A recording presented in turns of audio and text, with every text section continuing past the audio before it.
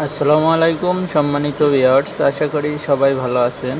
তো বন্ধুরা, আজ আমি এই ভিডিওতে দেখাবো এলইডি টিভির কম্ম মাদারবোর্ড সার্কিটের পাওয়ার সেকশনের ডায়াগ্রামের ভিতরে আপনারা যে সমস্ত পার্টসগুলো না থাকে বা পার্টসের কত মান লেখা আছে, এগুলো আপনারা এই সার্কিটের ডায়াগ্রাম দেখে আপনারা বুঝতে পারবেন। তো বন্ধুরা, সমস্ত কিছু লেখা আছে। তো বন্ধুরা, এখানে পজিশন নাম্বারও দেওয়া আছে, আর এখানে পজিশন নাম্বার দেওয়া আছে, এর ভিতরে কি পার্টস লাগানো আছে, কত নাম্বারের সব লেখা আছে, ঠিক আছে।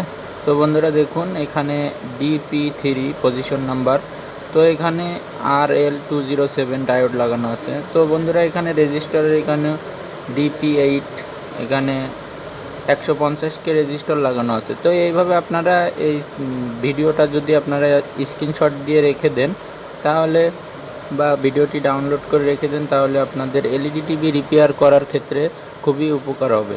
কারণ এখানে যে সমস্ত পার্টসগুলা সব কমপ্লিট দেওয়া আছে, একটা পাওয়ার সেকশনের ভিতরে যে সমস্ত পার্টসগুলো আছে সব কিছু এই ভিডিও ডায়াগ্রামের ভিতরে দেওয়া আছে।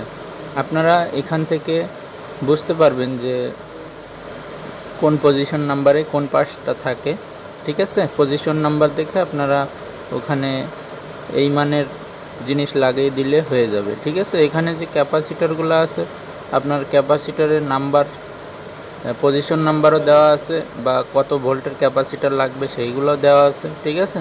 আপনারা ভিডিওটি দেখুন, দেখে স্ক্রিনশট দিয়ে রাখুন অথবা ডাউনলোড করে রাখুন। তো এরকম যদি সব সার্কিটের বা সব সেকশনের ভিডিও পেতে চান তাহলে অবশ্যই কমেন্টে জানাবেন, আমি এরকম ভিডিও করে আপনাদের দেব। আপনারা দেখে পজিশন নাম্বারগুলো জাস্ট স্ক্রিনশট দিয়ে ক্লিয়ার করে রেখে দেন, তাহলে আপনারা পরবর্তীতে আপনাদের কাজে লাগবে, ঠিক আছে। টিভি রিপেয়ারের ক্ষেত্রে কাজে লাগবে। তো বন্ধুরা, ভিডিওটি সম্পূর্ণ দেখুন।